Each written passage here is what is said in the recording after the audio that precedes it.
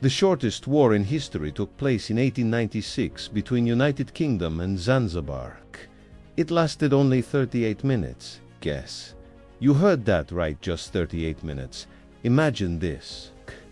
The war begins. All the weapons start firing. From the sea, warships begin raining down shells and bombs. And then, only 38 minutes later, it is all over, yes. This event, known as the shortest war in history, took place in 1896 between Zanzibar and the United Kingdom. But behind this brief conflict was more than just a few cannon shots. There was a display of power, colonial politics, and a struggle for the throne. So what really happened?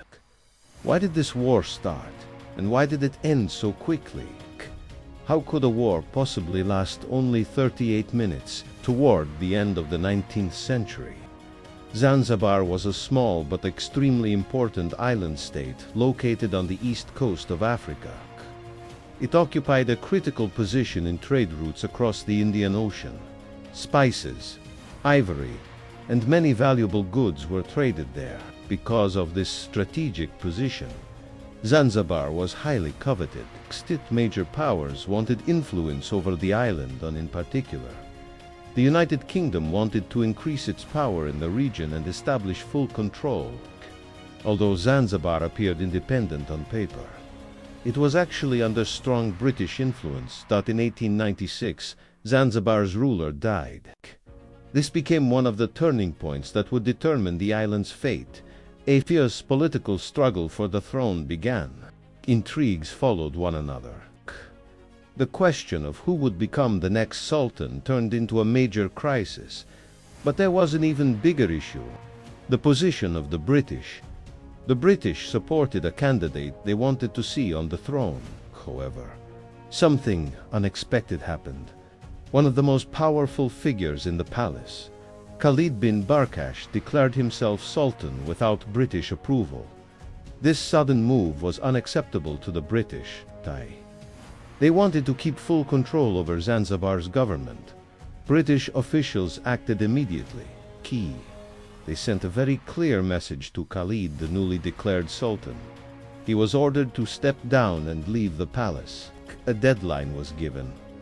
But Khalid did not take the threat seriously. He stationed hundreds of soldiers around the palace. Cannons were prepared. Around 3,000 soldiers stood ready to defend the palace. Then came the morning of August 26, 1896. The British Navy arrived at Zanzibar's harbor. Large warships lined up directly in front of the palace. One final warning was issued.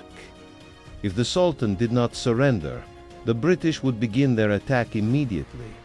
Time passed quickly. Finally, the ultimatum expired at 9:02 a.m. British warships opened fire. All of their cannons were aimed at the palace. The bombardment was devastating.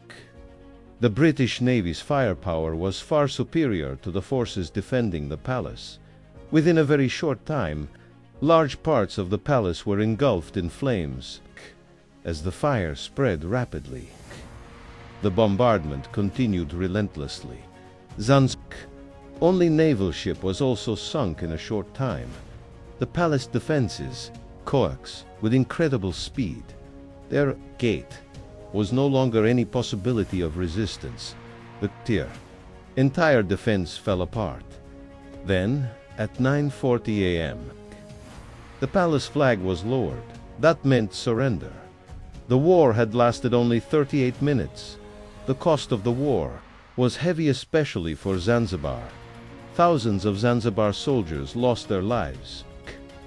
On the British side, there were only a few wounded soldiers. The enormous difference in power had determined the outcome very quickly.